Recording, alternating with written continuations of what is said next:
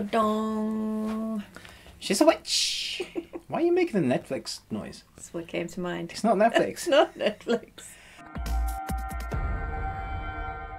Hi and welcome to the Ruby Tuesday. My name's Ruben. And I'm Kay. Happy Christmas, happy holidays, however you celebrate. I hope you're having a great time. This is our Christmas week and we're getting to relax a little bit, which I really need. But Discovery of Witches. I don't think Sky knew how popular this series was going to be for them. AMC have bought the rights to play it on Sundance or Shudder.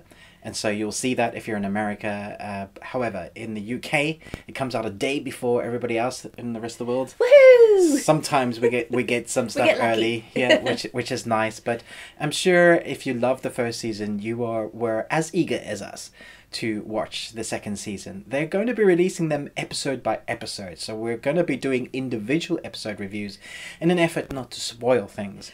So let us know in the comments below how excited you are for this. What do you think is going to happen and who's your favourite characters? And before we jump into the review, a little bit of housekeeping. Please give us a thumbs up. It really does help. We can get at least this video to at least 100 thumbs up. That would be really helpful. Yeah. But yeah, chat to me in the comments below. Chat to us in the comments below. But for now, let's jump into the review. The hit Sky original drama adapted from Deborah Harkins' best-selling All Souls trilogy returns for a second installment.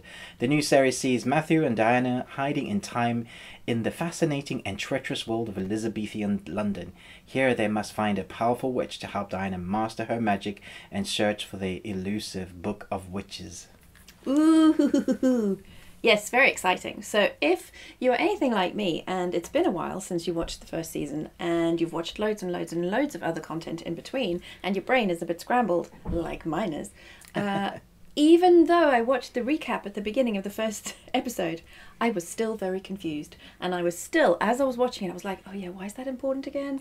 Oh yeah, who's that? And what happened? Oh yeah, didn't they meet his mom? And all of the stuff. So maybe you want to go back and if you need to, watch the last episode of the previous season. Or just watch the whole season again, because dang, It the was first season so was fun. so good. And it was so bingeable. Yeah, absolutely. I might go do that. I really like the vampire, werewolf, demon thing. Werewolf? Yeah, not werewolf. Vampire, witches, demon thing. So they know of each other's existence, but they're obviously trying to keep out of the human world. And there's always that kind of topsy-turvy relationship with the humans. And there's this thread of vampires and witches are not allowed to copulate. They're It's not so allowed. Romeo and Juliet. Yeah, it very much is that. And I think that's what we liked about it. So Yeah. that's taking a different take on the whole, obviously it comes from the books, but a little different take on the whole romance stuff and mixing it with vampires and witches, which I thought was quite unique. I haven't seen many done like that. We are making our way through the Sookie Stackhouse based novels, TV series. True Blood. True Blood. And it's very long in the tooth now. They should have cancelled it like at end of season 4, I think. But we're invested. Yeah, we're going for it. But this is really refreshing. Yes. And I have to say, it's even more refreshing because in Discovery episode of Witches. Discovery is what of we're talking about now. Witches. In episode 1 of season 2, we see actually what happens from that moment at the end of season 1, where they step through the timey-wimey magics and they end up in 15th century or 16th century, because it's 1500s, 1590s, 16th century London. And one of the things I want to talk about, without spoiling anything, because I'm allowed to, Sky have given me permission, is the amount of, I'd say, eye to detail they've put on this timeline. So with the costumes, with the people, how they look, how they talk, it all fits very well. It's all very grand in scale. London looks like you'd expect it to look in the 16th century. The costumes, I think, particularly are very interesting. There's one costume that our main protagonist, the witchy protagonist, has to wear, which they have a little bit of fun with. And then you see the costumes get more and more lavish, and the gentlemen, where if you have money, wear certain clothes. If you don't have money, you might run around in your nightie, for example. Oh my gosh. Okay, can I just address this, please? She arrives in a shift, okay? A shift is underwear in Elizabethan times. You do not go out in public in your underwear, yet she's walking around the streets in her shift. And I'm like, get yourself the streets immediately, and then the next night she like wakes up and follows or some, I don't know, she's dressed in a shift again. Yeah, no spoilers, babe. Sorry, yes, no spoilers. But she's dressed in a shift and she goes outside in public again. Really? Like, do you not know anything about this timeline? That didn't bother me so much, but It really bugged me. It really bugged you. I love the sets. I absolutely love the house that they end up in. The way that, without giving any spoilers, if you've ever been inside a museum in England, you're always surprised by how small people must have been. Yeah, that's true. I think as a species, we've just gotten bigger and bigger and bigger as the abundance of food has allowed us to grow taller and wider. You know, you take some modern day people and they just wouldn't fit in an Elizabethan house anymore. That's true. And I thought they got that quite good in this. I won't give any spoilers. Yeah. There were some storyline moments in episode 1 particularly that I wasn't expecting, which I quite liked. It does take its time to get into the flow again. So I was like, yeah, why did I like this so much again? And then eventually towards the end of the episode, you're like, right, I'm in it now. I remember it's all to do with the witchy stuff, but now they're in this weird timeline. How are they going to deal with things? The whole episode, apart from minor moments, is in this timeline. So I don't think that's like really spoilers. It's just so that you know, if you're expecting to jump back and forward, it doesn't do that much. In the first episode. In the first episode. It will do in subsequent episodes.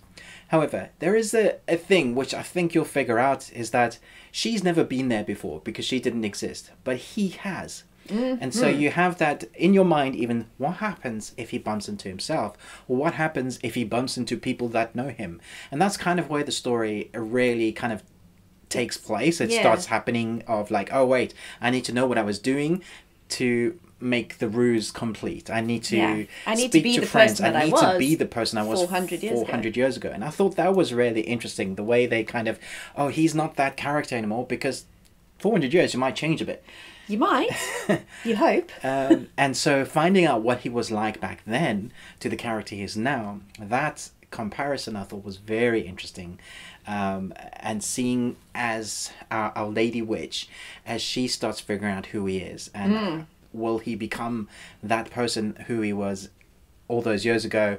Will she even know that character, meeting people that he knows, and then also start meeting other witches? You know, you have this fish out of water for her, like massively, but it's also kind of for him. Yeah. Because he is not that person anymore. Yeah. And so we have two fishes out of water, out of time, in London, in the 16th century, but with 20th century knowledge and magics, and that makes it a lot of fun. It does. Yeah.